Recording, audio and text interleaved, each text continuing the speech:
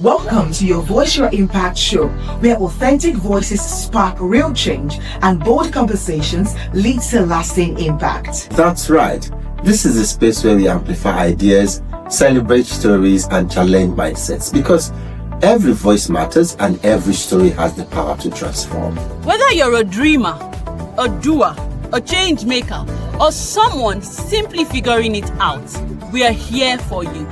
Each week, we bring inspiring guests, thought-provoking conversations, and powerful insights to help you own your voice and leave your impact. I am the energetic EJ, a life and transformational coach, a podcaster, and an event host.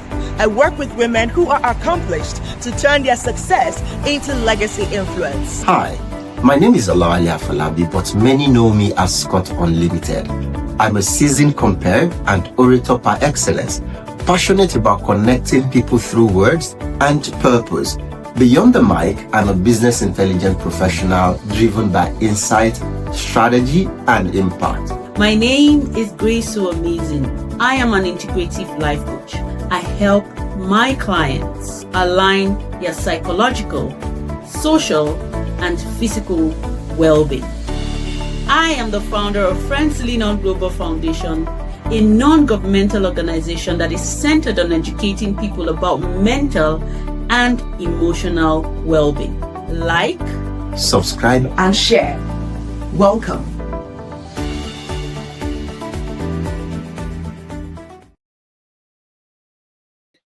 Right. Yes. Like, subscribe, and share. If this is your first time watching our show, we say welcome to you. Thank you for joining us today.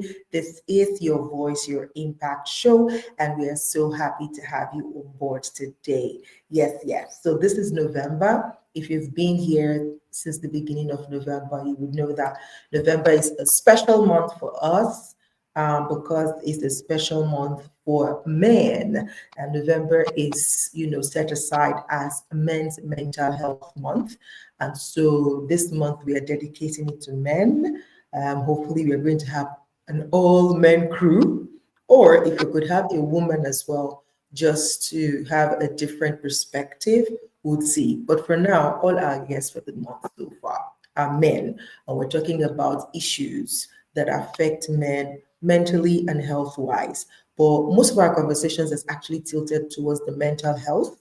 But I love the dimensions that it has taken from the different conversations we've had so far, from vulnerability to being well-rounded as a man, and taking it from a standpoint of your value system, knowing yourself in and out, and then living from a place of value. So it's been an interesting conversation. And this week, guys, is packed. Like, it's packed. We have session today, we have another one tomorrow, we have another one the day after tomorrow, and we're talking to different men from different walks of life that are going to take a stab at this topic from different perspectives. So welcome to the show. Hello, Mr. Scott Unlimited. How are you doing today? Hello. And of course, your introduction, just it mesmerized me because obviously I'm a man and the show for the month is focusing on the men from different angles. We've had wonderful conversations so far. And to top it all up, we are now doing the main. This week, we are saying it's not going to be business as usual. It's going to be a buffet, like back to back. And I'm so excited. And of course, welcome everyone and thank you for joining us on today's show. I'm sure you will have a good time, so stick with us. I'll pass the mic to Grace So Amazing. hello, beautiful people. It's another beautiful Monday, and I'm super excited. Today, okay, did you ask questions around weekends? What happened? Okay, we don't have time for that. All right, so I'm good. I'm very happy. I'm looking forward to the conversation we will be having with our coach. So over to you, the energetic.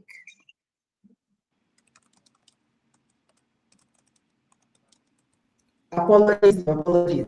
So I think I would have gone on Instagram and I totally forgot to add the Instagram page to it. But we're just going to go ahead. We'll see if we can still squeeze it in as we go along today. But if not, yes, we're just going to enjoy the show right now, and then we will, take it from there. But yes, so we're talking about our topic today is quite interesting. The man in his skin.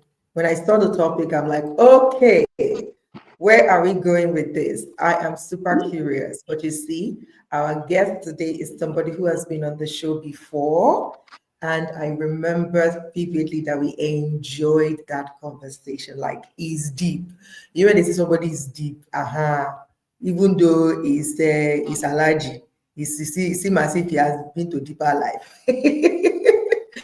So he's a deep guy, a well-rounded coach, and he's what they call an integrative coach. So we're going to be talking to him today. And yeah, so he is talking to us today. No, we're not talking to him. He's talking to us. He's sharing with us today from that topic of the man in his skin. And I'm just looking forward to this conversation and how it is going to go. What does that mean in relation to, men's mental health, which is what we're talking about throughout this month. But before we go right into that conversation, I just need to remind you all that we do have a challenge going on. If you're not yet a part of that challenge, you are missing, okay? So we have a challenge going on that is titled 60 for Men Challenge, right? 60 for Men Challenge. And this challenge is to lend our voices to the mental health of the men around us. Different dimensions to it. Basically, is for you to lend your voices to say, okay, is either you're encouraging men or you're celebrating them or you're supporting them, you're openly, sharing your support for them, okay? That's what the challenge is about. But do that in 60 seconds. And if you can, share it to your Instagram page specifically and tag us as collaborator, Your Voice, Your Impact Show on Instagram. Or if you want to send it to us as well, you can send your video to us and we will post it and tag you as a collaborator on our page. But again, all we're doing this month is just lending our voices to, the mental health for men, to support them, to let them know that we see them, we hear them, and we want to be a part of their journey in whatever way that we can. All right. So that's just to plug that in. And in the course of this, let's just do that right now, because at this beginning, I know there's something extra that we're bringing to the challenge. So who wants to share that? Grace or Scott, who wants to share that? Please go for it quickly before we bring on our guests.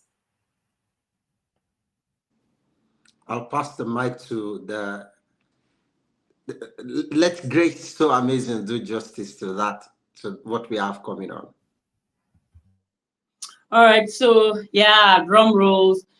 We know without a doubt that beyond just doing a challenge and just talking about the 60 for men, lending a voice, we want to take it a notch further. We want to do something extra. This is first ever on the show. So what we're going to be doing is beyond the challenge. We would love for men to put in their entries, and some of them may be lucky to get a free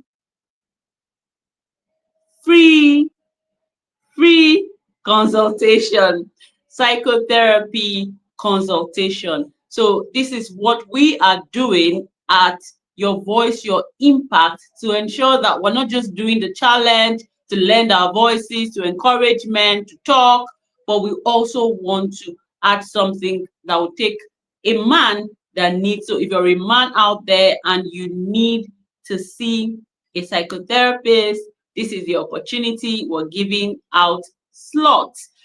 In the course of the show, we're going to tell you what you need to do to be a part of it. You're going to do some things, a little, one or two things, very simple things. Fill a form maybe, but whatever it is, we're going to let you know. But most importantly, what we want you to know is that there is something that would give to you at the end of the day. So that's from our end. I mean, we deserve a round of applause. Please, let's clap for your voice, your impact. It ain't easy. Therapy is not cheap, man. So yeah, so tell a friend to tell a friend that that is what we're offering. All right, over to you. I I'm love sure it. it's time to bring our guest in. Yes, absolutely. Thank you so much. And yes, you've heard it. So please, if you know a person, especially a man who needs and who is open to it, even if they're not open, they can just fill the form and we'll let them know that, see, this is not, it's a safe space really. So, but yeah, just jump on it now that you have the chance to, and let's, talk through whatever it is that we can talk through with you. All right. Right about now, we're bringing the man of the hour, the one and only Mr. Abdulraheem Oreagba. Hey, Alajik, Alajik, again. This is your theme song. Alajik, Alajik, Alajik. I'm Are you manifesting to dancing? the wow. Good So afternoon. it's good to Welcome be on here. the show. Thank you so much. Thank you so much. I see some lovely, fine, smiling faces here. I'm very warm too. Nice to be here. How's Thank everybody doing you. today? We're great. We're Very great. well, Thank but you I so need to much. ask, am I the only one seeing like a double screen? I'm seeing something on the far left You're of not my the only video. one. That's the Instagram. That's what's showing on Instagram. Okay. All right. Okay. Okay, brilliant. That's all right. We're good. Awesome. Awesome. So thank you Welcome very back to much. the Good to show. be here. It's a Thank pleasure, you. pleasing pleasure to be here though. Pleasing pleasure. Absolutely. I know. You're a man of your word. I remember the last time you were here, we said, we're going to drag you back in November. You're like, see, count me in. So thank you for not shutting the door to say, sorry, you. I'm too busy. So thank you so much for creating time to be here. You're welcome. You're welcome. It's a pleasure to be here. And I'll not close that door. I always keep to my word. As one would say, Oh, the only time I don't keep to it is if I'm dead. oh, so sweet. Okay, thank you. So first of all, land us. Just give us GPS because the topic you're sharing with us from your own experience, as a man yourself. And I remember that when we give you an hint when you were here, I think that was in August, if I'm not mistaken, or October. I think it was August or September. You mentioned that the topic of men is really heavy on your heart, and you were cooking something for them and all of that, so you were like, you know what, I want to be on that talk. So we're happy that you're here, and I'm glad that you actually gave the title, like, you know what, the man in his skin. But when I saw it, I'm like, okay, I love this.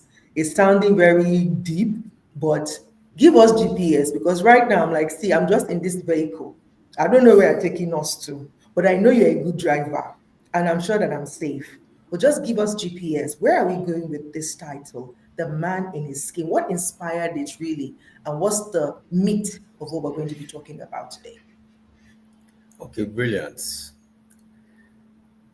This particular topic wasn't particularly thought about or thought through, right? When I was asked the question and I looked at the man, first thing that came to my mind is, who is he when he's alone? Who is he when nobody's there? Who is the man that people don't see? And apparently, it's the man in his skin, right? When he's all by himself. And the moment you can get to understand who the man is when he's by himself, then the real man unfolds and you appreciate him for who he is, not what society wants him to be or what society has labeled him to be. And that's when we cannot get to understand who the man really is. So that being said, it also comes back from my own perspective of who I am generally as an individual, what I do, or why I do what I do. But I'll leave that part to you. Please, I'm passing the mic on to Grace. Thank you. Take it away. Beautiful opening. The man when he's all by himself. Very critical, very important. You know what me I want to even ask, what's giving me joy like this? Because most times when I pass on certain things, when I talk about women in general, please, men that would watch this later, it's not about women, but I'm going somewhere. When I talk about women and I post things about women, okay, is our guest still there? Okay. when I post things about women, I get the men on my contact to say, always, you people, always women. When are you going to talk about men? When are you going to talk about men? Right? And I said, don't worry. The reason I talk about women because I am one and I understand what, I can relate to a lot of things. But for men, it'll be better for a man to talk about a man. It's not like we don't know about men, but it's usually better. So the question I want to ask you, who is a man without the definition that the society gives to a man? Who would you say a man is? If you want to use this biological, anything you want to use to describe in a simple term, who is a man? What makes a man a man? That's my question. What makes a man beyond the social construct? Interesting. I like the way you put that through. What makes a man a man? It just reminds me of one particular saying when men speak, especially up north, northern Nigeria, they will say Maza. That means this man is deep. He has actually spoken. This is a man speaking. But truth is, what comes to a man? This is someone that is not scared. This is someone that is true to himself. This is someone that keeps his word. When he gives his word, he keeps it. This is someone that looks the truth in the eyes and bites it. This is someone that is not scared of position, of title, of place, of individual. This is a man that is blessed with wisdom and decorum. This is someone that understands that there's spirituality beyond the human being himself. And this is someone that believes that there's a God that lives in him. A man in his entirety is one that believes his own responsibility is for humanity, not just for himself. And he's a person that is reliable, whether he's present or he's not there, and is one that can be counted on regardless of whatever environment he finds himself. And this is a man that is one with himself, right? So you want to talk about a man in a simple sense in everything that we have put forth. A man is an image of God in its entirety.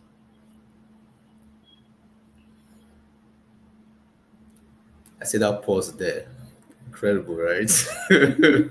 I like that. I like that. Okay. Well, over to you, Scott. Scott is distracted. Scott, No. Scott is don't worry, distracted. he will join us. But before Scott joins us, Gracie, so this is new on the platform. What's it called? Streaming, I just added this one. So I need you to keep an eye on the Instagram frame. So because what you're seeing on the screen is what people are seeing. Yes. So if we're seeing only half of your I face should on keep to the Instagram. frame. Yeah, I see. Yes. You Thank just you. added it, Yes, so Scott. it's somehow. Yeah. All right. Yeah. Over to you, Scott. All right. Oh, Mr. Rahim, Mr. Abdul Rahim. I love to pronounce people's names, especially when it's, heavy and beautiful. Mr. Abdul Rahim. Thank you for the opening. Thank you very much. I'm going to go straight into it, right? As a man, this is one of the things I've been really, really interested in us talking about on this show. There's a saying that only the women and children are loved unconditionally. It's been said over and over again. Now, and considering that today we're talking about a man in himself, do you think this statement is true? Do you think it is really the reality? And how does that make the man, be who he is in his own skin? Interesting. You forgot to include two parts. You spoke about women and children. What about the dogs and the cats? Now you want them to be jealous. What about the dogs and the cats? Women and children, the dogs and the cats. They share the same. But the truth is, what happens to the man? All right? The man comes, if he comes at all, at the end. And this is quite interesting. When the man comes home, what does he get? When he comes home, what does he get? The big piece of chicken. That's all. No love, no thanks, no blessing, just a big piece of chicken. So when you talk about love, sharing for the family, for everything. Who is the foundation? Where is the foundation coming from? And that's why we need to define who the man is really. In order to define who the man is, right, we need to understand the perspective from which we're defining the man, right? Are we defining the man from, let's say, the biblical, the biblical times, right? Or are we defining the man from today? Or are we defining the man for the future? Are we defining the man from technology? If you want to really understand the man, and that's where I'm coming from, which is a traditional man. What is a man? Who is a man? What is he meant to be? What does he stand for? And I like to look at it from the perspective of our founding fathers, our grandfathers, our great grandfathers, right? Who are they? Were they interested in love? Were they interested in emotions? Were they interested in tradition? Were they interested in feelings? How did they survive? How did they live? And how are we watching it down? Now, when you see a man is almost a woman in today's times. You see a lot of men just holding the name man, but in actual sense, they are women, right? No porn. Right. But the truth is this. When you see a man talking about, oh, my emotions, I'm being hurt, oh my God, oh, he should have said that. And I'm wondering, come on, guy, wake up. Right? Wake up. If a man wakes up in the night, he hears something in the night, and he tells his wife, go and check. Where's the man? He hears a sound downstairs in the business, and he wakes his wife in the basement and wakes his wife up. Babe, did you hear that? Do you want to find out what is going on there? Let me call somebody to go and check. Right? I have a man that comes into his house and he sees the children not happy, the wife is not happy, and he sits down, he's not bothered. Or it comes to time to foot the bills and he's looking for a wife or looking for a spouse that says, let's share 50-50. Right? Question is, who is the man? By what standards are we defining the man today? And that's why I said this topic is very interesting and very key for me. Right? When a man gets to the point that he realizes who he is in his own skin, he realizes that he doesn't need to lie to anybody. He realizes that he doesn't need to please anybody. He realizes that his own word is bond. Then he starts becoming who he's meant to be. He's not chasing likes. He's not chasing attention. He's not chasing what the world throws at him because he's enough in himself. So people may call it pride and arrogance, but it's not. It's just how he's being presented. The question is, what is the inner spirit bringing forth for him? Does he respect the fellow man? Does he respect the woman? Does he love the family? Does he love the children? And does he contribute to society? Or is he just interested in his own self, what he gains, who he is, the reputation he brings forth, or his ego? Right? So when we say men, or rather when we say women are the women and children are the people that you love, I'll tell you very clearly, they all love a man that stands upright. They all love a man that provides. They love a man that provides security. They love a man that is of high integrity. They love a man that is very, very confident. They love a man that protects. They love a man that stands. They love a man that is honest. The truth is, these qualities are contagious. You can't help it but just get attracted to it. So in a situation whereby some people are chasing love, the man himself, who is in his skin, attracts love to himself. He doesn't need to look for it. It comes to him. Because a man that provides, everybody wants to be there. A man that's reliable, everybody wants to be there. A man that is honest, everybody wants to be there. A man that is deeply spiritual, everybody's attracted to him. Tell me something. Do you perceive perfume and you don't turn your head? Do you see a beautiful woman pass and you don't turn your head? Do you see a lovely child smile and cry, or smile with joy and laugh, giggles, and you don't turn your head? When something is unique in its own skin, you will turn your head. So when a man stands straight up with all these qualities, you will turn your head and you will love him. All right? Hope that works with you, Scott. Absolutely, absolutely. It yes, definitely. explains and answers the question. Thank you so much. I'll pass the mic to EJ, the energetic again. Okay, I so think when you you were wanted to say something. Yeah. yes, I like how we're coming because what Scott asked is something that we once talked about. We were in a gathering, and somebody said that it was more like an argument that women love men for what they have, and then you know let's be realistic.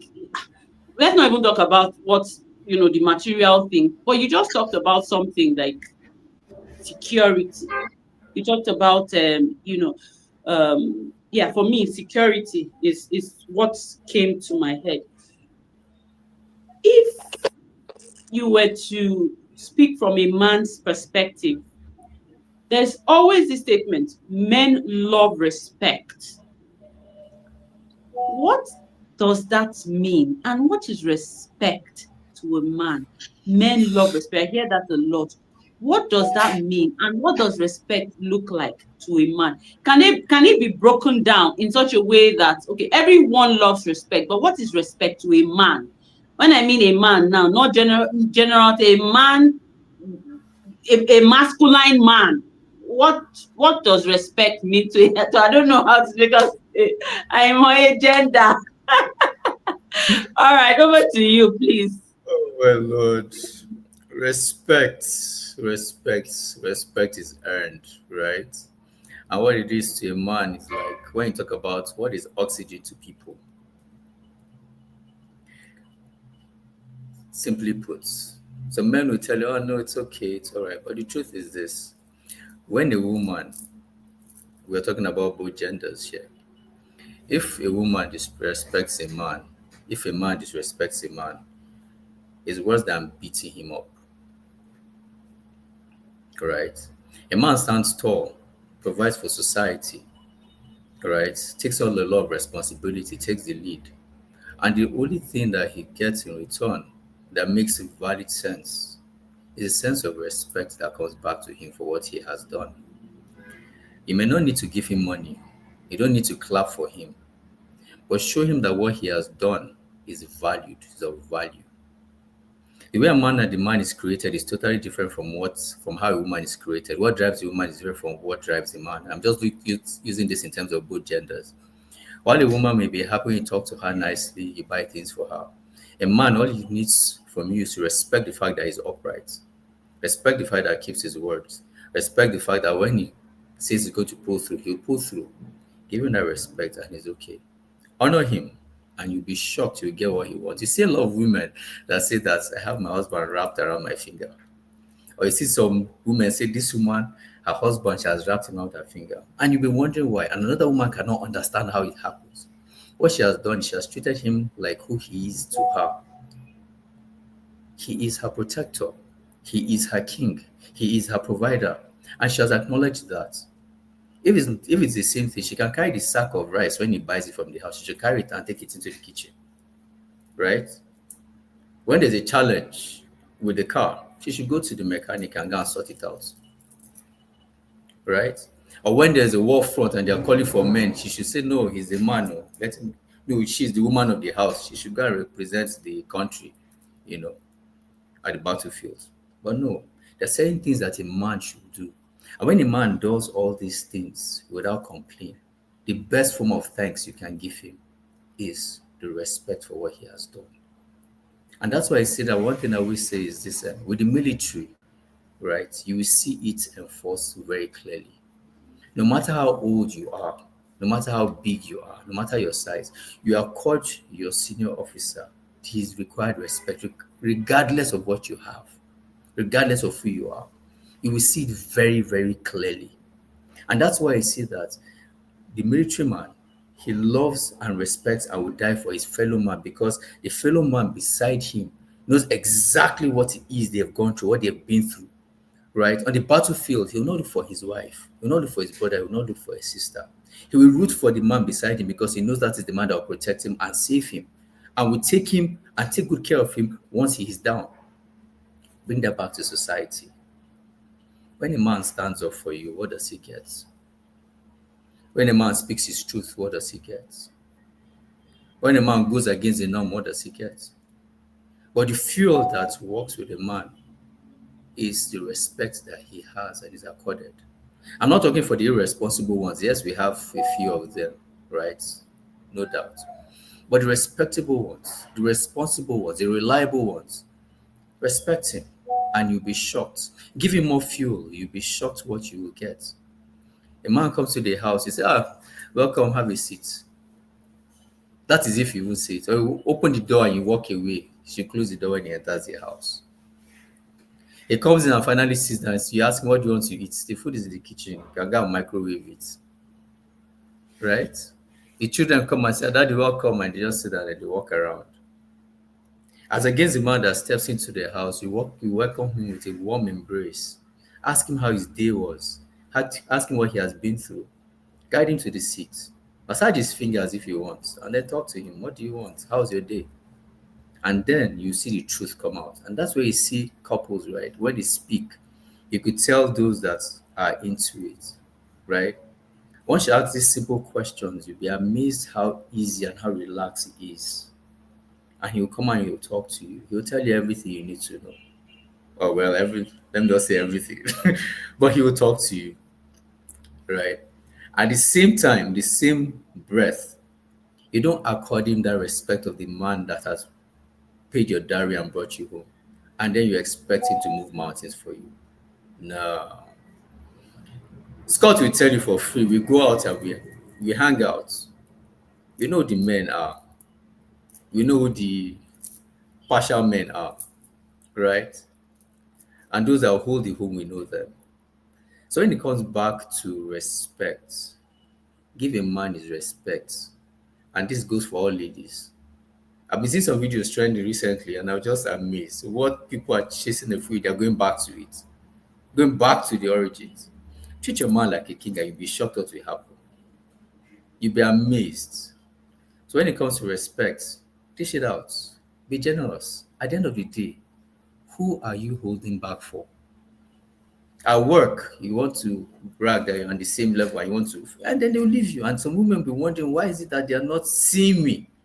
Because you have made the man realize that you and him are the same. So he treats you like his guy. And you'll be wondering why. Right? Give him his respect as a man. Right? Let him do what he's meant to do. You be the woman, he'll protect you, but let him be. But by the time you show him that I can do everything you're doing, at that point in time, psychologically, men, we are very simple. We are very logical beings. The moment you show him that you can do everything, you can do everything he's doing, at that point, you are his guy now. So where's the preference? And you'll be wondering why he's not treating you like a lady. So honor him, give him his respect, he'll give you yours, right? Come back, you can come back. Come back.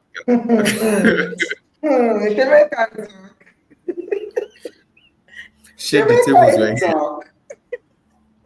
Shake that table. Okay, this table needs to be shaken because what? Okay, I heard what you said. But all of us not face one. I know say we did the same motto like this, where some people will be looking at the window like this, other people will be looking like this, and somebody will face front to be driving so that we can land safely. So let me look like this, and ask this question. I hear you on the respect and all of that, but then because are you then intrinsically saying that respect is the same for every man, or could it be that what A considers respect is different from what B considers respect? That's one. The second part is, so for example, when you use the example of, okay, in a setting of a relationship, when the man comes home, you asking him how he is, how his day was, and all of that. For those of them that their love language is not words of affirmation. So no matter how sweet the things you are saying, you're just saying words. It did not shake anything for them. Where does that come into play when you talk about the factor of respect? The third picture, also under the same question, is when you talked about things around the house, for example, and him being the one to get up or us doing 50-50, whatever. What if that is the agreement? Like, I'm not saying that, like, it's a mutual understanding between both of them. Does that make him less of a man that he's, saying, okay, you know what, we're doing, like, that's the mutual understanding. So I want to know, does that make him less of a man that is sharing responsibility with the woman in the house? So yes, help me put that together. Thank you. I like when we shake the tables. All right. And this table, I'm going to shake it and I'll raise it up and I'll drop it. All right. Let's be very, very clear on certain things. At what point in time did we start doing 50-50? At what point in time did it become a discussion? At what point in time? When feminism took over the stage. Thank you very much. During the time of Shaka Zulu, do you say we'll do 50-50? Go and hunt for the deer and then I'll smoke it. During the times of the medieval times, who used to go and hunt and bring food to the house? And now we're all set. You have the house, you have air conditioning, you have the car, then you're working, and then we now want to go that route. It used to be, sorry, you asked a question during that time. Yes, so they used to do it, only that not the way it is now. Who used to sell in the market? Who used to sell in those markets that people used to go and buy? All those game and all the things that they used to hunt. Who used to go and sell it in the markets that people used to go and buy? Brilliant points. Brilliant points. I think before we get to the aspect of selling, who brings it home?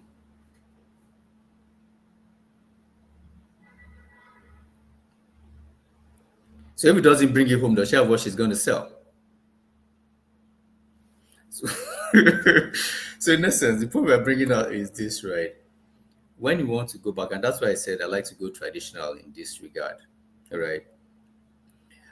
For every man that's done 50-50, there's no harm. Understand, because of society, you have to work, time, and all that. But the moment you cast it in your mind that it's 50-50, trust me, I've given 50% of your rights away. You have given 50% of your rights away. Flip it for 1 month and say, okay, this month, it may not need to say it. Flip it for 1 month and say, okay, this month I will do 100% provisions. Try for 2 months. What happens psychologically is you become more responsible as a man, you become more accountable. And by default, your respect quotient is going to rise. All right? That is one aspect. And the second aspect you mentioned, and this is also very key to this one that we are speaking about, when you spoke about love languages, when she says you may speak anything you want to say, you may do acts of service the best way you can. First fundamental thing is this, right? Before you do anything, do you even understand your spouse? People just get infatuated with the presence of someone, right? Oh, he's big. I love his hair. I love his earnings. I love his status. I love his class. And just, let's get married.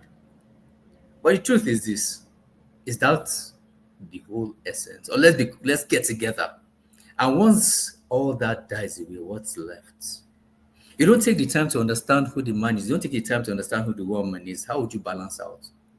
For example, like you said, he's speaking words of affirmation. She is speaking acts of service. Or he's speaking in terms of physical touch. And then she is speaking in terms of gifts. You will never, ever clash. You will never align. Same thing if your man is one of the traditional folk and you are of the new school. You will not blend. So if you understand the person that you are with, that is where the beginning starts from. So the origins is in your understanding. So do you even understand the man in the first place? Do you understand his thinking? Have you taken time to understand him, regardless of whatever he gives or does and provides for you? Have you understood the man? And that is where the blessing starts from. If you understand that this man, when he gets upset, he does not speak, which is as most men do. They just keep quiet. But at that point, women want you to engage. But a man does not engage. He turns to noise at one point in time, so he tunes off. And the lady will be upset. He's not speaking, he's not responding, he's not talking to me. Why? I said this, answer me. But at that point in time, it has turned to noise. He needs his peace, he needs his sanity. So he just switch it off. He just switches off. So some women have gotten to the level whereby they understand that, okay, this is his space. I need to leave him here, right? Give him some time. And that's what the man needs. Just give him that space, let him process things. He'll come back to you. But if you keep badgering him, he will not come back. So coming back to the essence, right, which is if he comes back home, and we're using the home as a setting, as a point of context here. We can use the office as a point of context. We can use the business as a point of context, but we're using the home as a point of context here. If the man comes in and you understand that his love language is words of affirmation, shower him all the praises in the world with sincerity, with sincerity, and you'll be amazed. Last week, speaking of this, over the weekend, I was talking to one young man, and he said something immediately. I said, "Come, you like it when they talk to you, when they say nice things to you." He blushed immediately. I said, "God," I said, "So if your woman is peeling your ear, when I say peeling your ear, she's telling you sweet things, and when she has gotten you, he said, well, like she has gotten me." He said, "I am finished." I said, "In that case, I'm going to go and tell." I said, "Please don't tell them." So please don't tell them. But the moment they know, he said, that is what gets him. Tell him really nice things and he's gone. He will do anything for you. And this is somebody I've known for the past 10 years. I didn't know. But coming in as a coach, I started paying more attention, as an integrative life coach. I now go deeper. Then as an executive and business coach, too, you see all these different aspects when people, how they put these nuances that come out. People just pass on subtle cues and you can instantly tell. So at that point in time, I noticed it and I asked him immediately and he gave it to me. So imagine how many of these opportunities have passed. You're sitting there with your spouse, 5 years, 10 years, 20 years, even 1 year, and you can't tell that his love language is words of affirmation. His love language is physical touch. His love language is acts of service. You don't even know. But yet, you keep buying him gifts, buying him gifts, buying him gifts, and he's not seeing it. You have never told him thank you. You never told him you look nice. You never told him he's dressed. He's looking like the best person you've met. He's looking so young, right? But you're just buying him gifts because that's what you want. And this is not downplaying the fact that we as human beings, we try to mirror ourselves in other people. Because you believe you love gifts, you think he loves gifts too, so your ways to give him gifts. You have not taken your time to understand what he really loves, right? So by the time we get to that part, you now realize that most of the clashes we have is not about the man himself or the woman herself, but it's just communication and understanding, which is the basics and the foundation. And once it lingers for too long, it turns to resentment. You don't want to hear it again because both of you are hitting brick walls, brick walls, brick walls, brick walls. But the moment you understand and you cross that barrier, you just realize that life is really, really good and it's easy. Okay?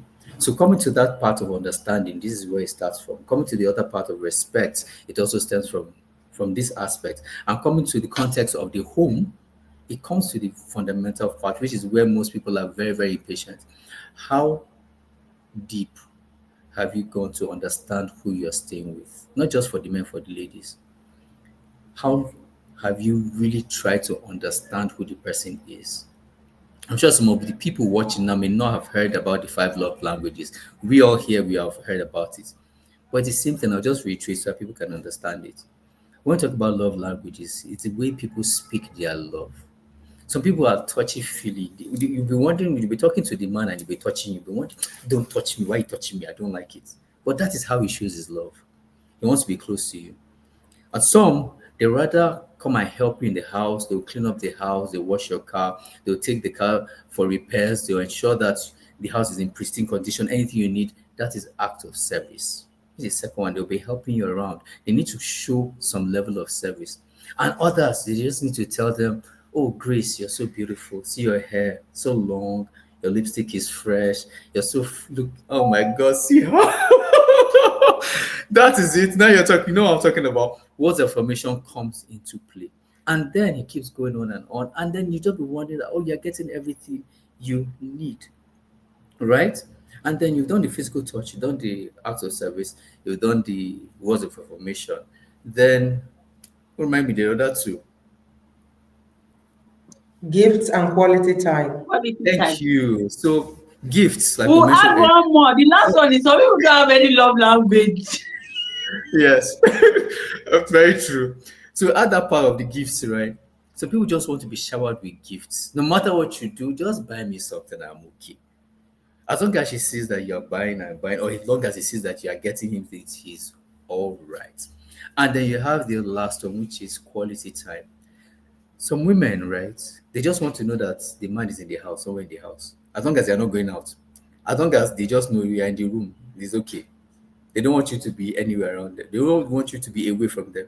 And then there are some that want you to be with them. When you are with them, don't talk to your phone.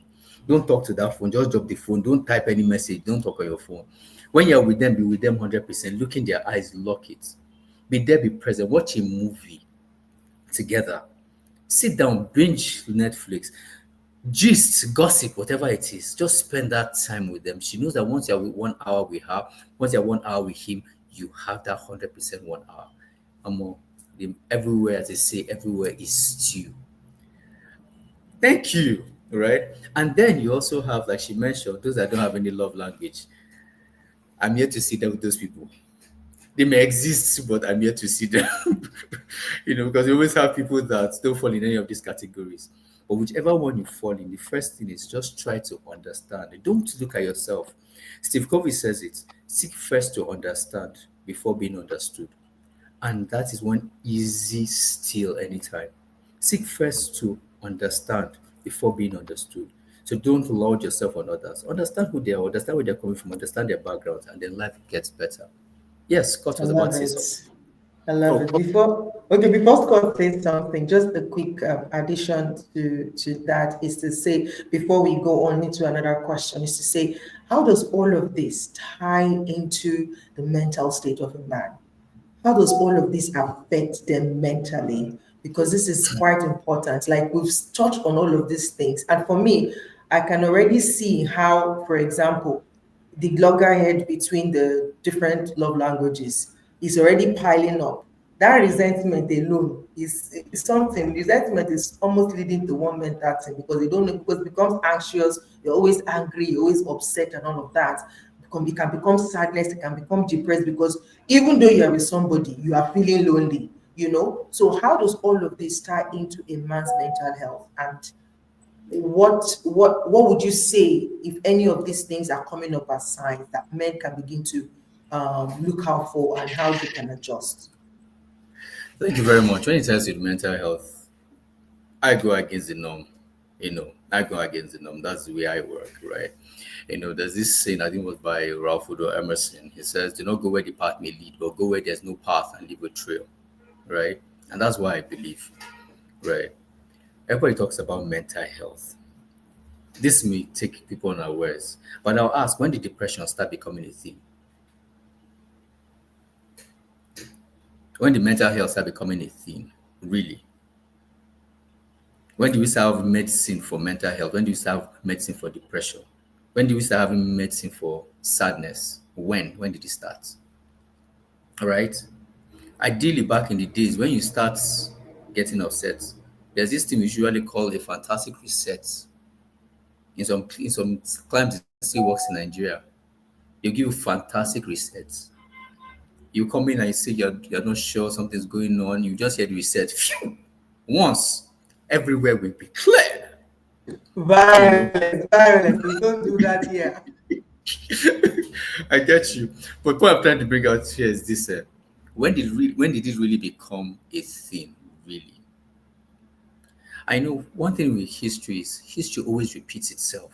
History repeats itself. There's nothing that is going to happen now that's not happened before. It can only be refined or it can be improved on, but it has happened before, right? So when we come back to mental health, I usually say something here. What has a man done consistently? What has he done consistently and positively that will now give him time for having challenges with mental health? I always say this: when a man is feeling down, go to the gym, go and do some workout, work on yourself, work on your physical being. Do that consistently for 2 weeks, 1 month, consistently. Do not miss a day. You don't have time to be thinking about what you're not thinking about or what is disturbing you, right?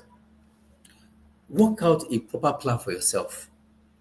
You know, when you say, when people fall into these states of low energy, what actually happens is they have created too much space within the day that it's occupied by other things that you shouldn't be doing. Back in the day, we're more physical than we are right now. We're more sedentary. You don't do anything. You just sit down, binge watch. And what are you looking at? You're looking at other people succeeding, right? You can see other people posting their best pictures, their best lives, their best environments, and then you're getting upset. You're hearing somebody making 1,000, 5,000, 100 million, 1 billion, and then you're looking, comparing to yourself. You're seeing the flashy clothes, the flashy cars, the beautiful houses, and you're comparing it to yourself. Look at what you have, and that's why I said when you come back to the man in his own skin, has he gone inside to check where his own contentment starts from? How many people have we seen that were very, very down, broke, downtrodden, and then they make it back to the top without anybody's help? And they didn't fall into depression, they didn't have mental health issues. Yes, we are saying yes, it exists right now. But the truth is, where did it start from? At what point did it start? Right? When you see a man that is very hardworking, he has the right connections, in the right group of friends around him, the kind of work that he's supposed to do, and he's really busy doing something that is productive, would he have time for other things? Where's your priorities? Where have you labeled your priorities? I get into some certain discussions and immediately I step out because I just see how superficial they are. They're not deep again. You're talking to a man and then what you're hearing is not what is solid, if I may use that word. All right? When you hear people talking very superficially, filters, pictures, likes, what this person is saying, a man getting upset because somebody did not post them on their DMs or on their WhatsApp status, and you're getting upset, taking it personal. I don't even understand it. A WhatsApp status that will last for 24 hours and you are fighting, and that has caused a quarrel in your home. Come on, 24 hours it disappears. Why is that a thing? You're looking at somebody that's on Instagram that you don't even know and you're upset about your current life and you're not doing anything about it. You want your life to get better, you want it to change, but you're not doing anything about your current situation, and yet you think that's a miracle. Life is unfair to you. Come on. So a man that understands his skin and understands where he is, he will know very well that he needs to wake up early. You're waking up at 7 o'clock, you're waking up at 5, at 8 p.m., at 11. Do you know what the person that woke up at 5 at 4 a.m. has accomplished between 4 a.m. and 7 a.m.? And then you are waking up at 8 a.m. I met one young man one day, he was looking for a job and he got his job. And then guess what he eventually said? He said he could not go to work. I said, why? Somebody got it for him. He said he could not go to work. I said, why? They said he should resume by 7 o'clock. He said he cannot go to work that early. I said, what? He said, no, he can't. He's still sleeping at 7. He cannot come. He cannot go to work. Last month, there was a guy that was supposed to resume at an employment. This was not hearsay. I spoke to him. And I said, you have an opportunity. And he says, sorry, you can't go to Lagos. You can't pick up his letter. That it is too far. I said, eh? He said, no, if they can bring it closer to, if they can bring the location closer to him, then he can go. But he can't go to Lagos. Lagos is too far.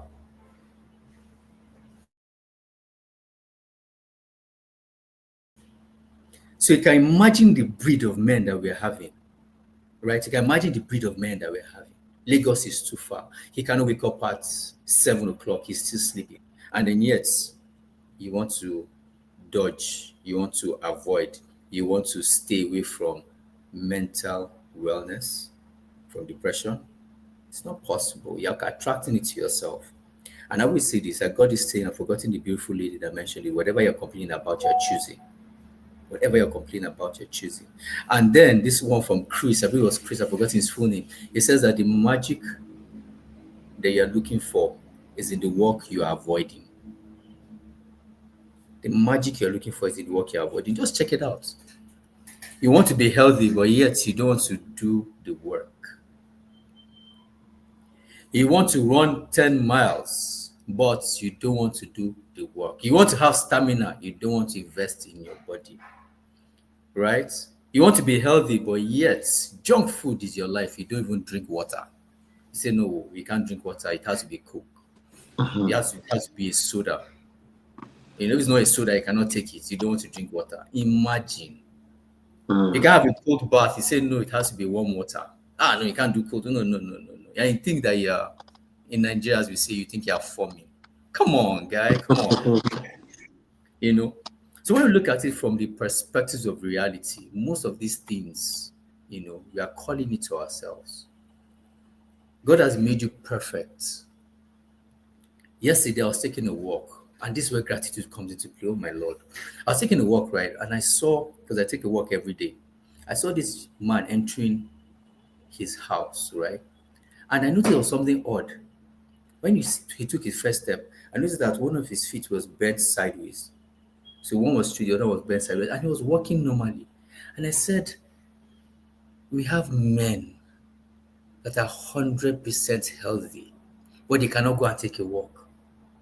And see this man, he's taking a walk and he's happy, it's normal.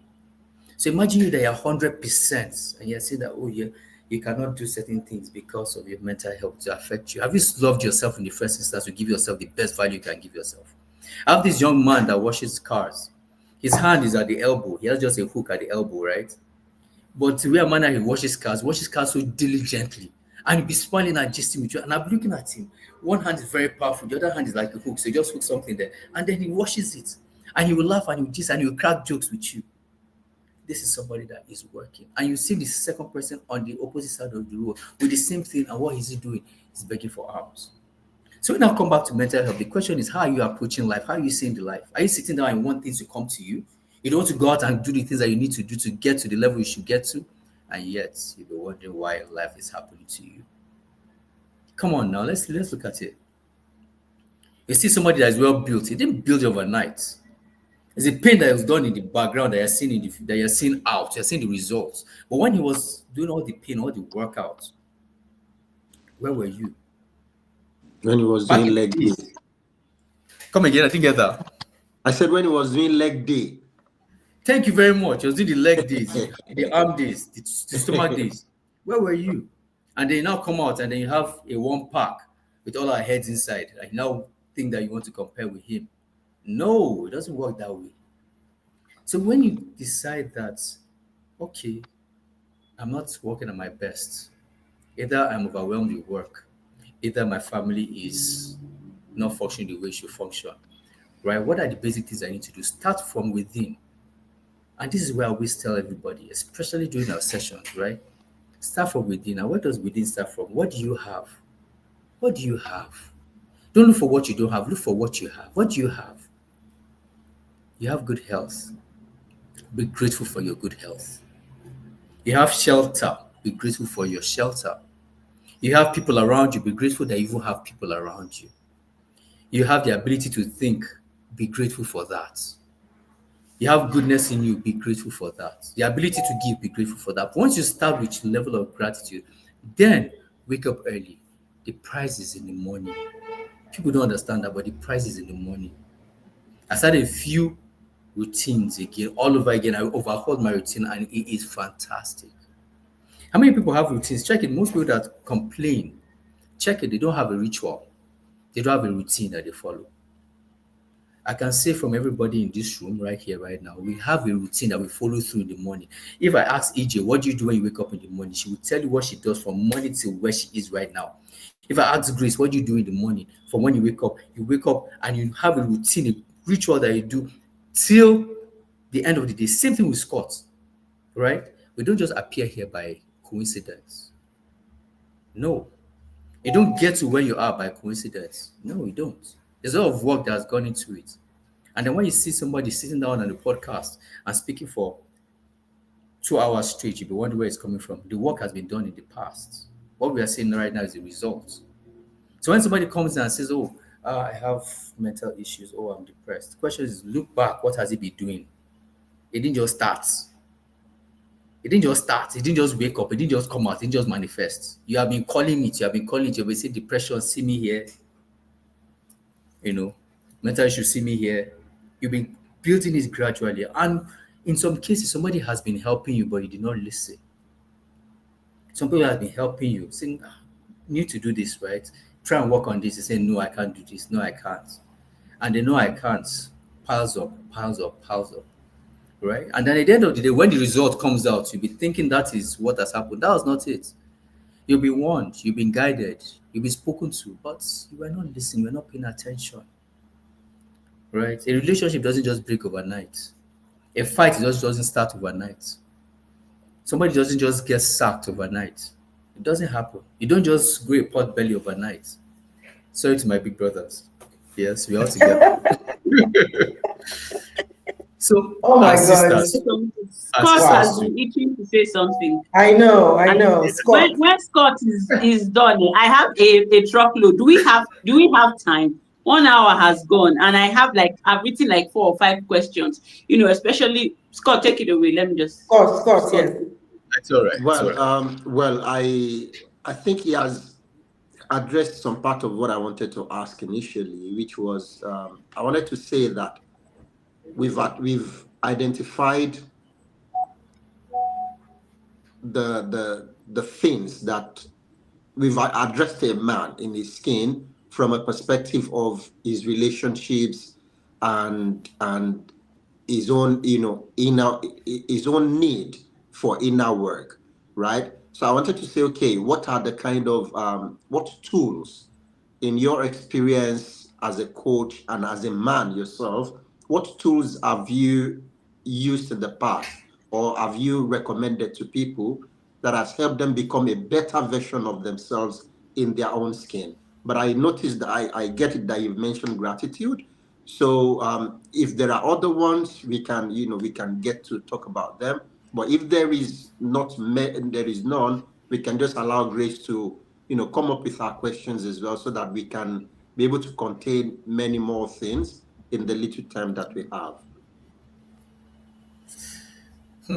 If I say something now, they will attack me. But I will say it. Maza.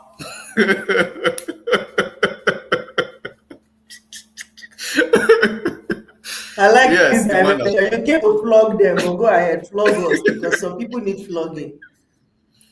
Yes, he has said it. Right? I know the country, and this brings us back to the topic, which is the man in the skin. He said it. Right. Having gratitude, number one, I don't joke with that. The second part, which is also very critical, and this I'll say it, right, with every sense of the word.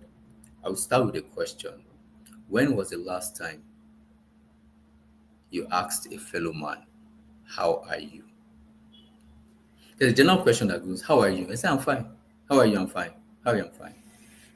But have you actually asked him, Scott, how are you? I'm fine, man. How's your day, man? I'm good.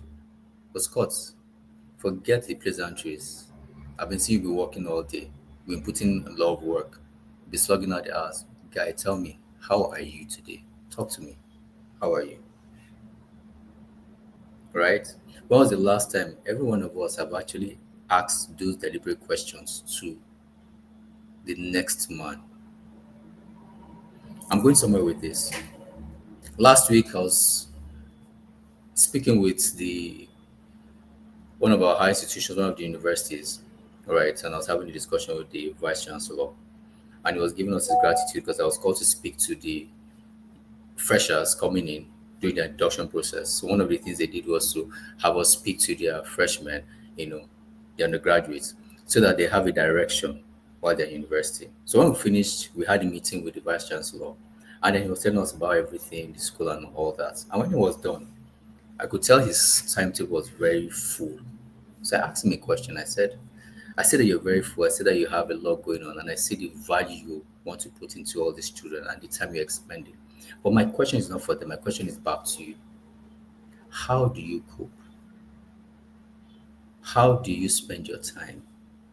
But I'm more interested in how are you? How do you feel? How are you as a person? How do you cope? That simple question that I asked him, he went on for about 30 minutes non-stop. If I was said, it's okay, it's fine. Then he started breaking it down. I could tell that nobody had asked him that question. It's a simple, innocent question, but it goes deep. How are you? And before you can get this kind of questions from people is, who are those in your circle? As answering Scott's question. Who are the people you have around you? What's the quality of friends you have? Somebody once told me this. Said, Ryan, you don't have friends. Please stay away, you don't have friends. And I said, yes, I don't have friends. I agree. But I have quality people that I call brothers. I don't need 30 friends. What I have with brothers. So when I call you once, I can call any of my friends, that those I call friends, 3 a.m. in the morning, and I know he will leave his house and he will come. I could tell that guy, I want to do something bad today. I need you to support me. He will just come. He will not ask any questions. Those are the kind of people I keep as friends. So if people have 1,000 friends with 2 million friends, you can have them. But the question is, when you're in trouble, will they be there for you? When the chips are down, will they be there for you? So the second part is, what kind of people you have around you? What kind of friends do you have around you? What kind of discussions do you have around you? What kind of people? What kind of thoughts? What kind of ideas do you share? And that tells the quality of person you are, because your circle tells a lot. So that is the second part. A third thing that we can actually look to help a man is this. What is his level of spirituality? Regardless of what you worship or who you worship, how spiritually grounded are you? When you're alone, who is there for you? Who is there with you? I was watching, I saw one reel yesterday. It's just amazing. The man was in trouble, you know. It was just a simple thing. He went to have a haircut. There was a skit, he went to have a haircut, and then they said we're going to pack his hair and they use it for a ritual. And the guy stood up and said, A'udhu billahi, wallahi, don't even try it. You know, he was swearing and everything, cursing. You know, and you could tell that this man was a Muslim, right? And then the next thing, he said they should come and sweep the hair. So the other boy went out and brought something like a cowrie, you know, and said he wanted to sweep it. And he said, don't touch it. He said, but this is what we used to sweep the hair. He said, don't come here. I bind you in the name of Jesus. I said, what is going on here? Now you're saying, wallahi, you're saying, I also be like, and the second part, you're saying, I bind you in the name of Jesus. Where are you? Right? It's calling on all the superpowers. The point I'm bringing out is this: regardless of whatever it is, or whoever it is, or everybody has a spiritual connection. And it's in your time of pain that you call on that power. So how spiritually grounded are you? This man that we mentioned, he was obviously confused. He's not grounded in any area. Anything that works for him, he goes. So as a man, where are you grounded? Are you grounded in Islam? Are you grounded in Christianity? Are you grounded in Shintoism? Are you grounded in Taoism? Are you grounded in Judaism or Buddhism? Which one are you grounded in? Right? There are different ones, and I will not discriminate. Right? The question is, where are you grounded? What's your level of spiritual contact? Right? And I believe this is between you and your maker. So how grounded are you? How well do you believe? What is your level of faith? So if you have that level of faith and you have a spiritual connection, you're spiritually grounded, you'll be amazed how well that can also go through a process of healing for you in your tough times. So you have gratitude, you have your circle of friends, you have your spiritual grounding. There are a few more I can also mention, but these three are very, very, very critical. Then you also talk about your environment. People may see it as nothing, but your environment works a lot. It's your environment, and this can be your home environment, how you grew up, and at the same time, where you work. What kind of environment do you keep? I always say this: you're a tree, you can move. You're a tree. You're not a tree, you can move. So if you're not a tree, you can move. Why be complaining that where I'm living in VI, it's too far from my office? It is your umbilical cord tied there. Oh, I'm staying in New York. It's too fast for me. The life is too fast for me. I cannot. Is your umbilical cord tied there? Go to the countryside. Right? Or you now work where my office is choking, I don't like it, they're not paying well, their salaries that they don't respect staff. Why are you still there? Look for another job now. Oh, my business is stagnant. We're not making as much money as we pivot. See if that business is not working for you. You know, we have one life, only one life. How are you living it? Do you want to live a life of regrets? When you're old, now you now start wishing of the things you should have actually done. Or while you are in this world, you can actually choose to pivot when you need to pivot. Stay the course and pivot when you need to pivot. So that when you're talking about your story, you have a lot to talk about. And that's why we say that while you are in every phase of life, live the life. When you are in your preteens, be a preteen. When you're a teenager, be a teenager. When you're 20s, enjoy it. When you're 30s, enjoy it. When you're 40s, enjoy it. Not when you're 60. Now start want to start reliving your teenage years. No. So your environment also counts. Then they usually say this, right? You cannot choose the family you are born into, but you can choose the family you make. Right? So that comes back to your relationships. What's the quality of the relationships you keep? What's the quality of relationships you keep? Yes, you're born into the family, but you have the choice to be nice, to be vindictive, to say you want to pay back, or you have the choice to decide, I can be better than that. And then the family you're creating, you have the choice to decide how do you want to grow your relationship with your children, your spouse, and your in-laws. How do you want to grow that relationship? Or do you want to take vengeance and cover them? Who is hurting? Who is really hurting? So when you talk about the man in the skin, is being able to know all these things and know how to handle yourself in these situations. Right? There are times whereby you need to be firm. You can't be a man and always be yes ma, yes sir, yes ma. Come on. Does it work?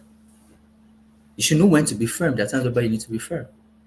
So in order to help your journey, we've mentioned these 5 principles, and I'll add one more. And this also helps because it's something I started doing, and I've always heard about it. I was doing it, but not very frequently. When I started doing it frequently, I just realized that there's too much noise. Regardless of how we see, there's too much noise in this world, right? And that is meditation. Being able to find time for yourself. When I do my clients, you just be, especially when I do group coaching, it's just amazing. People cannot spend 5 minutes with themselves. They'll be bored. They'll be shaking.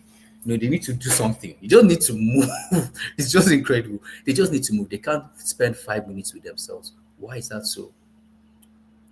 Check it out. So if you cannot tolerate yourself for 5 minutes, how can you tolerate the next person? How can you be patient when the next person throws a tantrum? You can't. So learn to meditate. Or let me just put it this way. Learn to find time with yourself. Quiet time. And listen to your voice, the voices in your head. There are plenty. And I've capped this one by saying this from Mr. Wonderful. That's what's his name? Mr. Wonderful. O'Leary. I think it was Steve O'Leary, right? He says this in his interview while he was working with Kevin O'Leary, yes. When he was working with Steve Jobs. He says that Steve Jobs just mentioned 2 things. He said signals and noise. Signal and noise. Right? He says that most people have too much noise going on that they forget the signals. He says Steve Jobs was 70%, 70% or 80% signal, 90% noise. Signals are the major things that you need to focus on that are core, the core values, the core things you need to get done. The noise are the distractions. But see, mostly people are carried away with the noise, the things that are irrelevant, those that will distract you, those that are not positioned to help you progress. And that's what you carried, and that's what carries bulk of their time. But it says that there were 2 people he met. He says Steve Jobs was one of them. The second person was Elon Musk. He said Elon Musk is 100% signal. 100% signal. I said, wow. And you know, consciously, after watching that podcast, yes, it was on Diary of the CEO with Steve Bartlett, another great guy. That's where I saw it. He says that if you can work on your signals and reduce the noise, you'll be amazed who you are.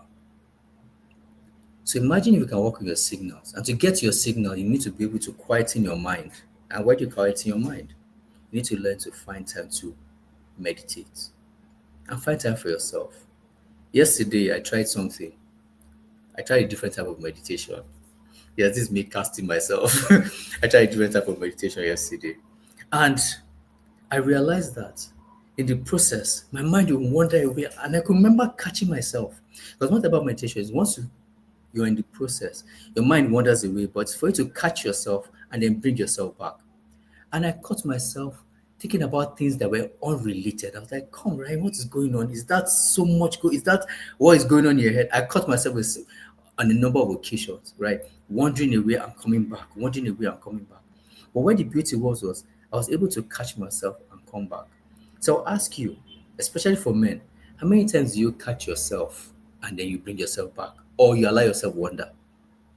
You may be on a project. Do you catch yourself wandering away? Or do you come back? Or you let yourself coast? Or you're working on a project, your phone pings, you pick it up and start going through it. Next thing you move to the next notification, the next WhatsApp message, the next Instagram reel, the next Twitter feed, and you must respond. 1 hour is gone. Before you come back to the project, 15 minutes will definitely disappear before you can come back to your state of flow. How do you even get to your state of flow? So there's a lot of things that men need to understand to be in their skin. All right. There's a lot of control. There's a lot of discipline. There's a lot of honesty. There's a lot of alignment. But first off, you need to understand who you are, how you operate, why you are who you are, why you are a man in the first instance. Right. And once you can understand these foundational principles, you just realize that being a man is okay. Being a man in his own skin is okay. You will not be afraid of saying what you feel, what you think. You will not be afraid of telling the truth. You will not be afraid of maintaining your integrity. You will not be afraid of projecting your words, whether it is biased or not biased. Then you now understand why you are a man and you are in your own skin and you are comfortable in your skin. That's where it starts from. And the truth is, by the time you embody that personality, it's like magic, right? You only have one life. Enjoy it. Others are taken. Don't do it.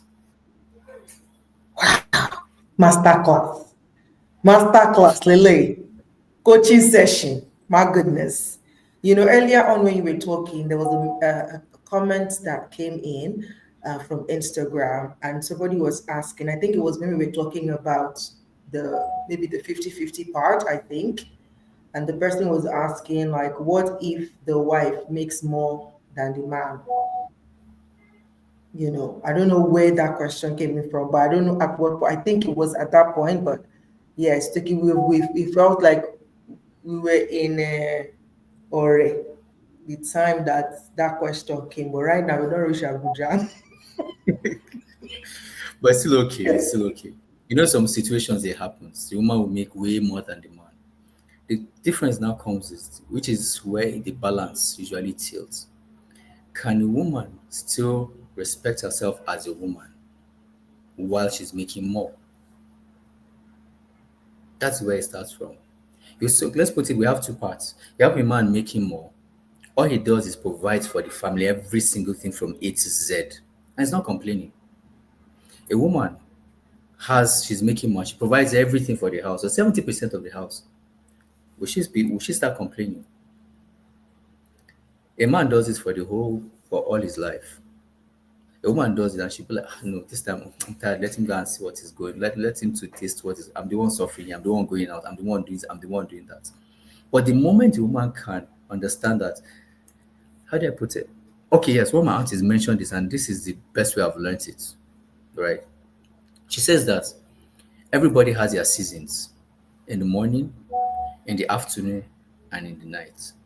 You can be wealthy in the morning. You can be wealthy in the afternoon. You can be wealthy in the night. Some people are wealthy in the morning. Some are wealthy in the afternoon. Some are wealthy in the night. If you are wealthy in the morning and you look down on people, when you come down and those people are wealthy in the afternoon, what happens to you? Or those are wealthy in the night, what happens to you? In essence, you may sprout at 20s or 30s, you'll be all right. You think that you have all the world, but then you're naive. You don't know anything. Life has not touched you. Then you're in the mid-level, probably between your 30s and your 50s. And then, as they say in Nigeria, you blew, right? And then nobody will hear what they give. You're forgetting that old age is coming. And some people, they've persevered all through morning and afternoon. And in the evening, in their 60s, that's when, as they say, it peak. Right? It now happens. Their fortunes now comes up in their 60s, and then their retirement is bliss. So what happened? So let's be careful, when we have this dynamic, especially when it comes to families. There are different relationships and different dynamics that go into it. When people say when she's rich or when he's rich, one thing I always remember and one thing I always keep close is this. Only those in this situation, only those in the relationship know what they are going through and know the arrangements they have made. We from the outside, they will never tell you. When it's good, you will not know. When it's bad, you hear the noise loud. So before I lend my voice to such situations, I need to know the peculiarity of that relationship and that situation before lending my voice. I'll not assume, right? So what I'll just say is this: always remember there's seasons for everything. Yes, you may be earning well now. You don't know what will happen tomorrow. You don't know what has happened in the past. And I've seen these situations. There's a way God tests everybody. He'll give you now, you think that you're Lord. When he takes from you, you'll be amazed, you'll be tired. And then when he raises you back, they usually say something: put money in a man's pocket and you see his true colors. Put power in a man's pocket, you see his true colors. And this, when I say man, I'm referring to both gender, right? Put money in a woman's pocket. Put power in her pocket, you know who she is. Put money in a man's pocket. Put power in a man's pocket, you know who he is. But until you do that, you not really know the true color of people. And that's one thing I always usually pray for, that regardless of wherever height I attain, may God always maintain that level of rationality. So regardless of wherever I am, I'll still speak to truth, And speaking to this truth is something I also want to add here, which is also very critical. You get to a stage in life, right? And always, it's quite amazing. You get to a stage in life and you ask yourself, or I used to ask people, do you need to lie?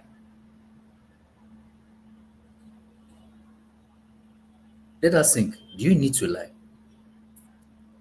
Think about it. You are 35, you are 40, you are 45. Do you need to lie? If they do like this, we don't know, it can be, you never know. That your head that you did. See, I don't. My body is biting me. I don't want. Please, my body. I'm biting my body. My body is biting.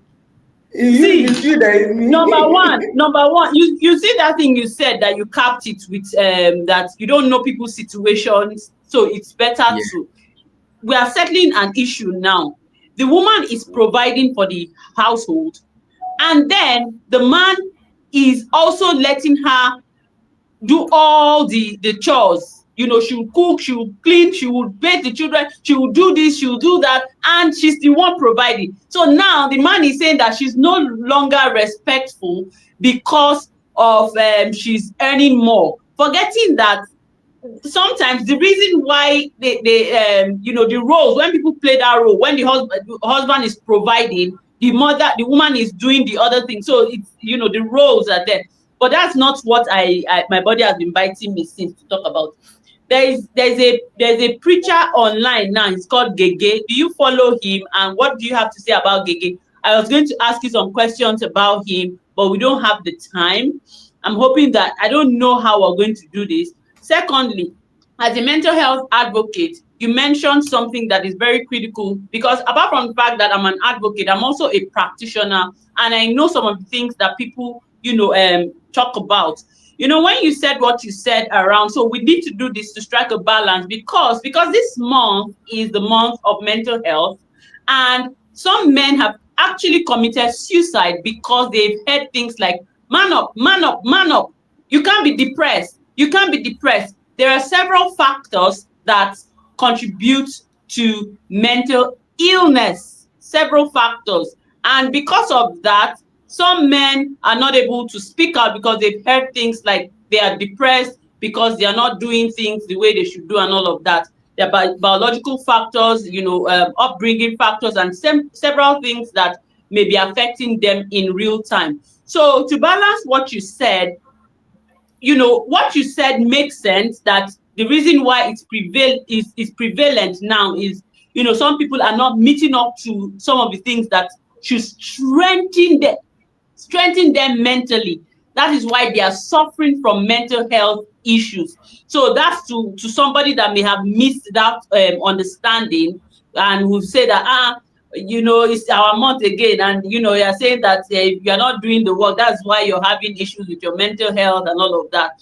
So what, for some people that may not understand, there are certain things that you do that can improve your mental health, which is what this program is about. And then if you're also suffering from some mental health issues, it's okay to talk about it, and it's okay to say that, yes, it has reached me here. I cannot, I cannot handle it. So that I said I should quickly touch on that, because that's the reason for this particular Movember. Some people are afraid to speak up because they said they are men, they should not be depressed, they are men, they should not be anxious, they are men, they should not commit suicide. So that's to touch on that. And then this gege thing, I don't know how we'll do it, because it is causing a lot of wahala in the. And then finally, it's so interesting that you cannot talk about men without putting women in the mix.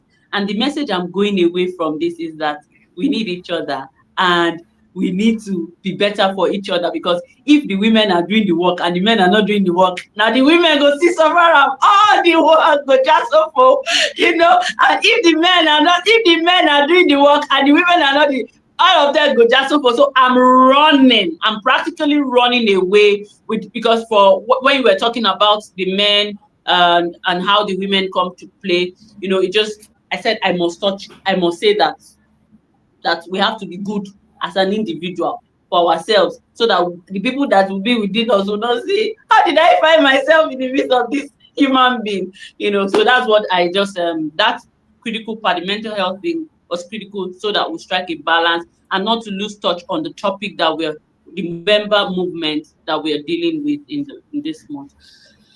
Okay. So that's it from me. I think we've really gone far.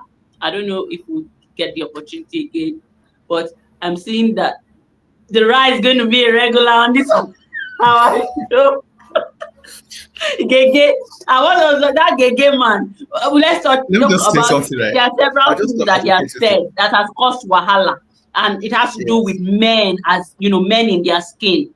I don't know if Scott, do you have one controversial thing that Gege has said that is causing issues in the space that we know now? Can you just, I think we'll wrap up with that one. No, we cannot wrap up with that one. People on Instagram are saying we cannot wrap up. I wanted to say you should drop one. Somebody said on Instagram that we cannot wrap up. We cannot. We have time. Somebody said we have time. So, Grace, so amazing. You can hit the nail on the head. What is it? What part of... Who is this Gege? I don't even know who that is. You don't know Gege, University of Psychology, and what are they calling it?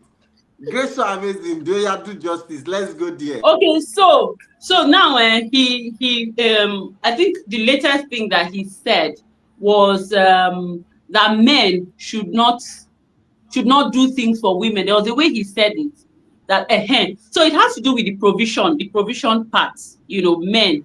So let me shoot it now. Who is a man? Because at the end of the day, we have gender roles. I don't believe in equality. I believe in gender roles. Who is a man without him providing? Because the center of Gege school of this thing is that men, no, they do for them again. If woman say no, maybe I'm just summarizing based on a particular video that I saw. And some men, they are running away with that thing, and they feel that, they said, if you don't give a woman, if you don't provide for her, that's how you know if she truly loves you, and things around that. But the question is, who is a man without him providing?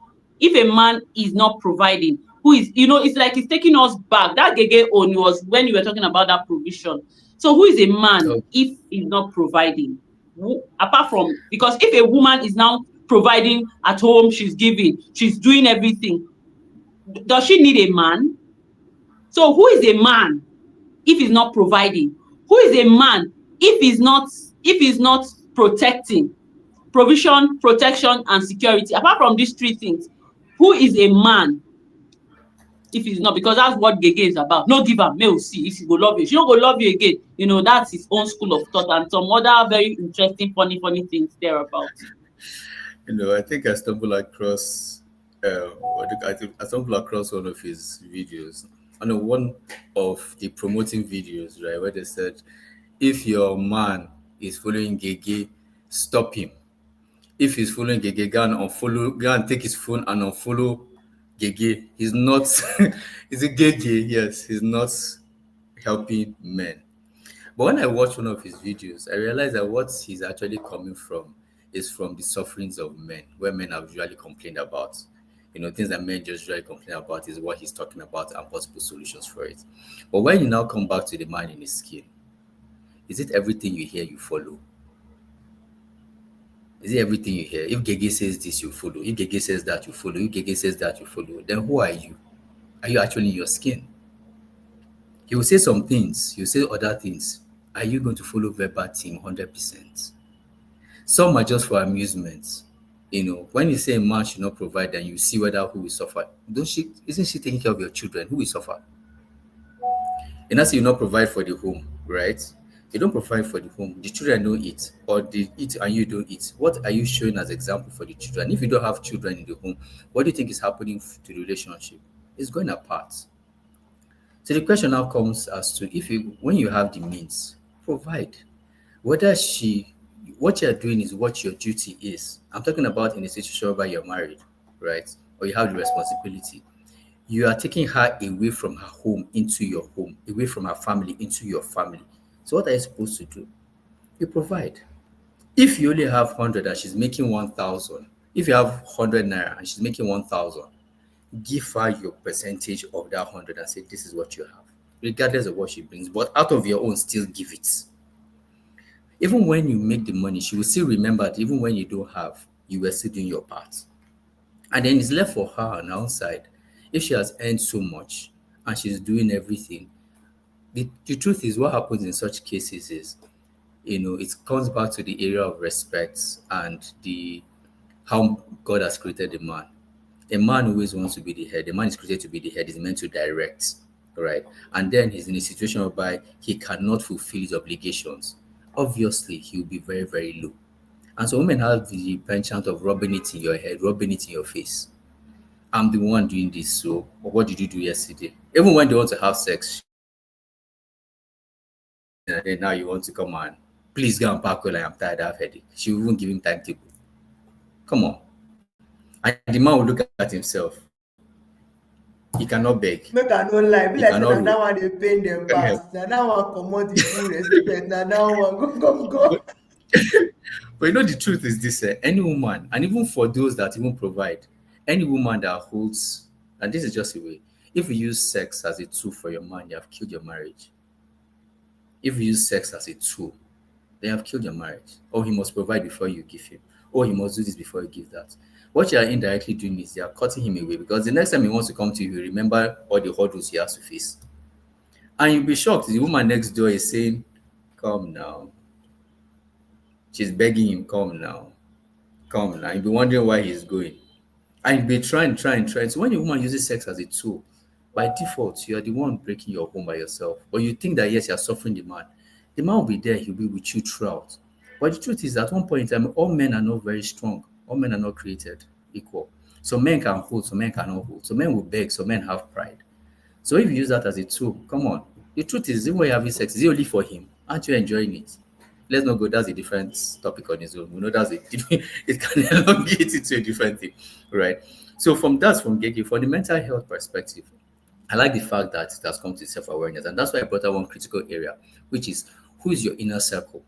What usually kills the relationship with men and women is this. A man trusts you, and he comes to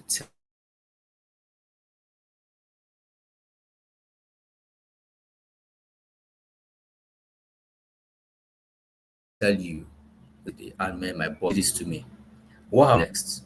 The next thing that comes to your mind is the moment you have a challenge or you have an argument, what do? You rub it in his face. Just like the time you're in the office, you rub it in his face.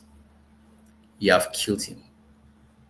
He comes to you with trust and tells you what's on his mind. and then in the later future, you now bring it back and rub it in his face and use it to ridicule him, what do you think will happen next time? He will not come back to you. He will not speak. And that's why some ladies be wondering why you're having a challenge and why men don't speak. A man rather hold his pride and his respect than for it to be used as a tool against him in the future. Right? So when it comes to mental health, if men have a circle of real men friends, real men, that's why I see you have men caves, you have men coming together. That's what they do. So when you talk to real men, especially like I always mention, when you have real responsible men in your circle, you'll be amazed how fast you grow. Right? Once you can do that, you're okay. So for that mental health issue, you need to have that outlet. Who are your circles? Who are your immediate? Who are your people? Who are those you can actually talk to? Every man should have such people. I call them the 3 a.m. friends. Who can you call at 3 a.m. in the morning? Who pick your call and he will attend to you. If you don't have that, then it's a problem. If you don't have friends you can call if you need quick cash, and they will not ask you questions, because you call some people, I need quick cash, and they say, what do you want to use it for? When are you going to pay it back? Why are you collecting them out? You will give them business plan. You give them business plan first. If those are the kind of people you have, you don't have friends. But if you have friends and I tell you, oh, I need to answer, I say, okay, no problem, send it. He's not even asking you when you're paying back, because he knows you have man of integrity and you will do that, or you already have your brother code. So you have that going on. So for men, not men are all the same, but when you're in such a circle, always remember to have such people around you, right? And it will really, really, really help you in the long term. Okay?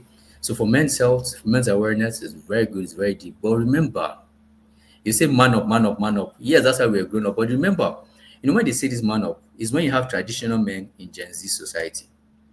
So they don't really understand what man up means, right? You see, I'll give you a good example. Let me know is the example, right? When you tell you man up, man up, man up, people don't understand the context of man up, right? They tell you to be a man. But the truth is, the person you're telling to man up, he doesn't really understand what being a man is. This is some men, they are born snitches. Before you know it, they have told everybody, cha, cha, cha, cha, cha, cha, cha. They've spoken everywhere, right? Who is a man? Can you hold your tongue? Can you learn to hold your tongue? Right? Can somebody trust you with what they say? Can you keep a promise and fulfill it? Can you say true to your word? These are qualities that real men have. I notice when I say men, I usually qualify it as real men, right? So if you're a real man, there are certain qualities you have, and you know that, yes, this is what I should do, and these are things I will never do. There's some people, you put a gun to their head and they will still stand their ground. They're not scared, right? And that is where the dynamics come to play. So if you can actually be a real man and be comfortable in your own skin as a man, then you'll be able to act in accordance with who you are, who God has created you to be. You'll not be afraid. Yes, fear may come in once in a while, but the truth is, when you are scared, usually you're scared of something that has not happened, something that's about to happen, or something that may never happen. So what's the essence of the fear? You're scared that, oh, the snake will bite me. Has the snake beating you? You're scared that you lose your job. Have you lost your job? You're scared that she will say no if you ask her out. Have you asked her out? So in most cases, what you're scared of has not even happened. So you put yourself in a situation whereby you have programmed yourself and convinced yourself not to act. So until you convince yourself not to act, then say, yes. Then when it happens to somebody else, you say, I knew it will happen. Did you try it? No. So in most cases, once you are comfortable in the skin of who you are, who God has made you to be as a man, right, you'll be amazed. Especially when you are like in Islam now, for example, if you know what you're supposed to do as a man, and you know the rights of your wife or your spouse on you, life is easy. You provide for it. Just imagine, I'll sit at home and say my wife should go and work and come and give me money for me to relax. And then she comes home, I'll tell her to clean the house, clean the children, cook. Then the night I'll come and then I'll work on her again. Come on now. Come on now. Come on now. Cuckoo kill him. Cuckoo kill him. Oh, I don't know about you're just sounding like a very romantic man. Men, be romantic. Oh, women will do over and over. Just be romantic. Mr. Scott is being like, is that what we're Scott saying? is a king. Mr. Scott is blushing. Kill and so. That is eyes. Did like No, you are correct. Oh, no, personally, yeah, be romantic. Don't worry. personally, I'm a We Lovido view. It's just, I would just want to say, like, as part of the conversation today, we've also said it. Man, be romantic. Oh, your woman will go above and beyond for you. Woman, be respectful. Your man will go above and beyond for you. We all need each other. Thank you.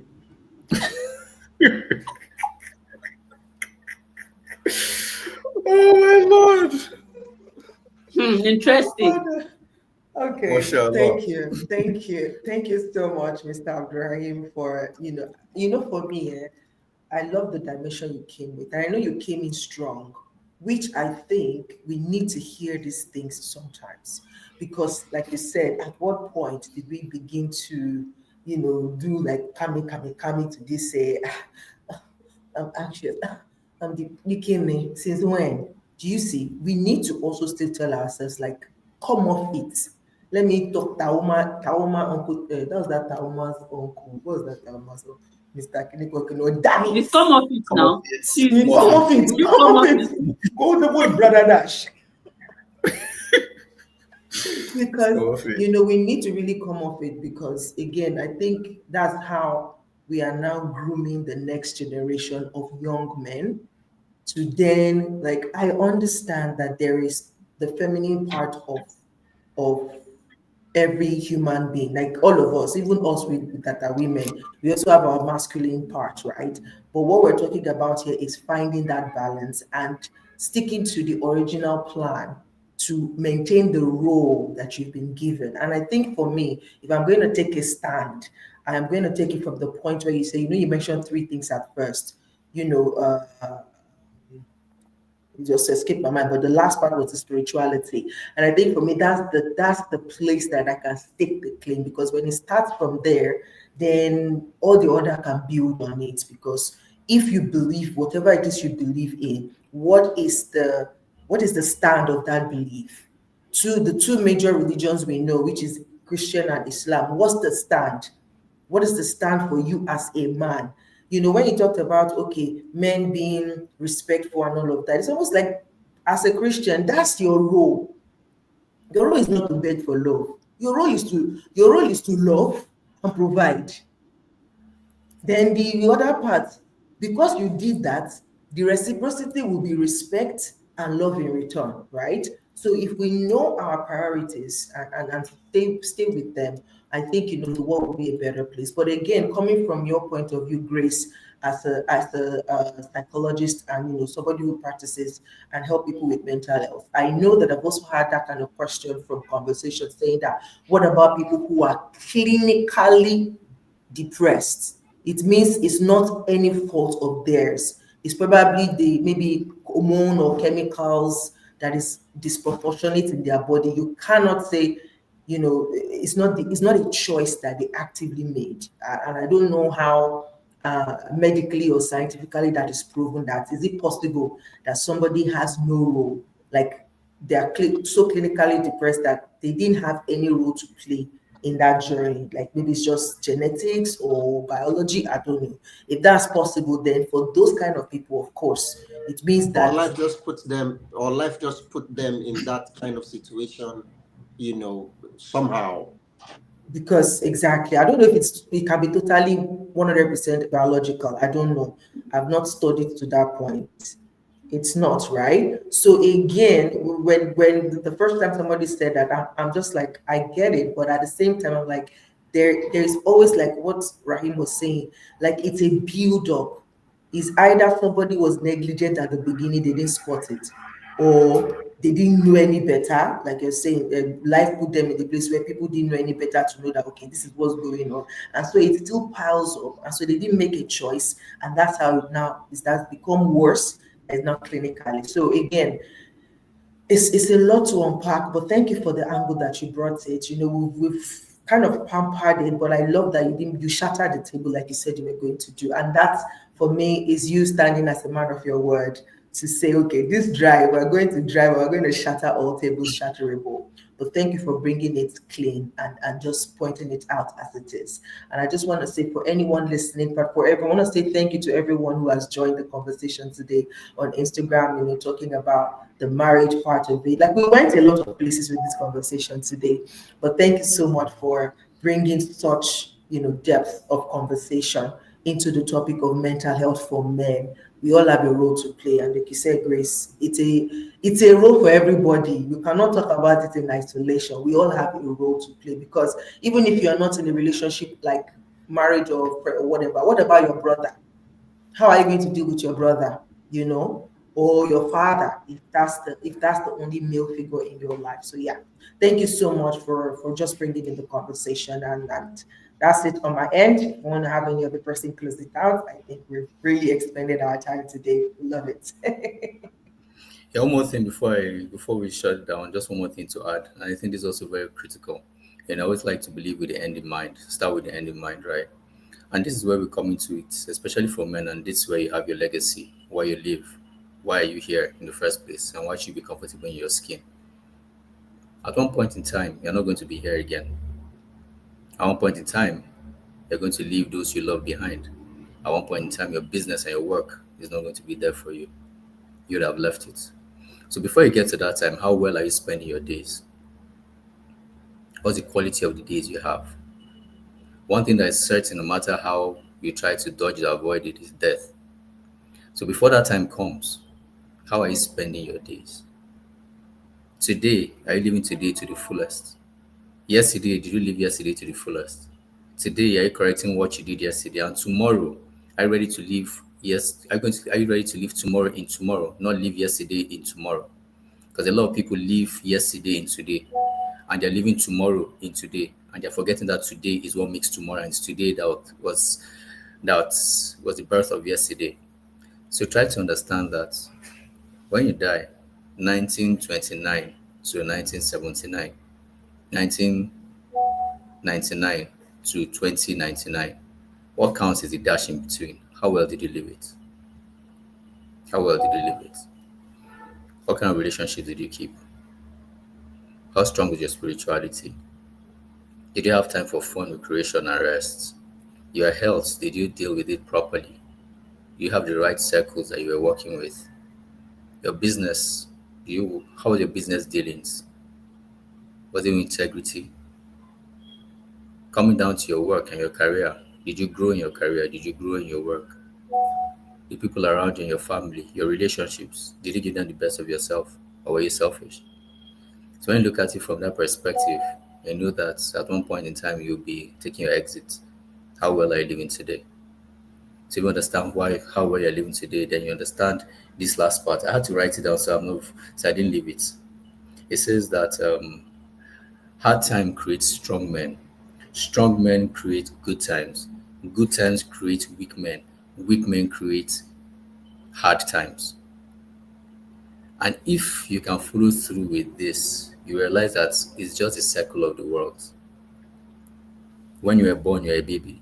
You started crawling, became an adult, you were walking, moving around. You get old, you start bending over, you start crawling, you can't move, you can't do anything for yourself. They do everything for you until you leave. Same thing with the hard times. You think times are hard. You get to the strong men. Strong men will now create good times. Good time will now create weak times. Weak times will now create hard times. And you're back to the same circle. So are you going to follow the loop, or are you going to define the loop you follow? So that being said, I'll still be here, your visionary, your friend, your reliable partner, your friend, your host, one that helps you clarify your vision, being the visionary, and at the same time looks out for the best of humanity and gives our contribution.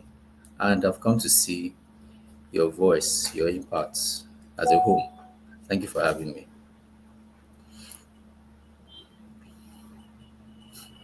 This way I say, oh, Oh, I'm going to say, I am definitely going to say the oh. You just left us. You just left us in that moment where we're supposed to reflect, and there's nothing more to say to that. You heard it on your voice, your impact. Let that sink in. When you're old and almost done. The question is, have you lived? Have you truly lived? Have you impacted? Ask yourself what you're doing now to get to that point. This is where we'll draw the curtains. I don't know, Scott, if you have anything to say.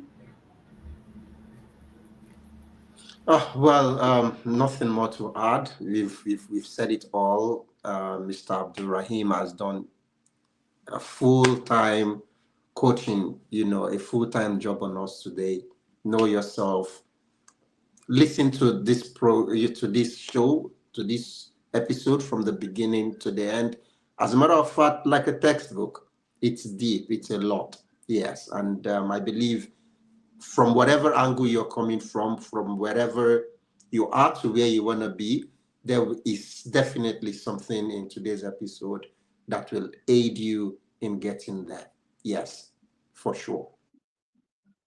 All right. This is where we draw the curtain. Thank you so much for being here. Again, remember, this week is packed, so we are back again tomorrow. But tomorrow is 11 a.m. West African time and 2 p.m. GST. And then on Wednesday, we are back to this normal time, 1 p.m.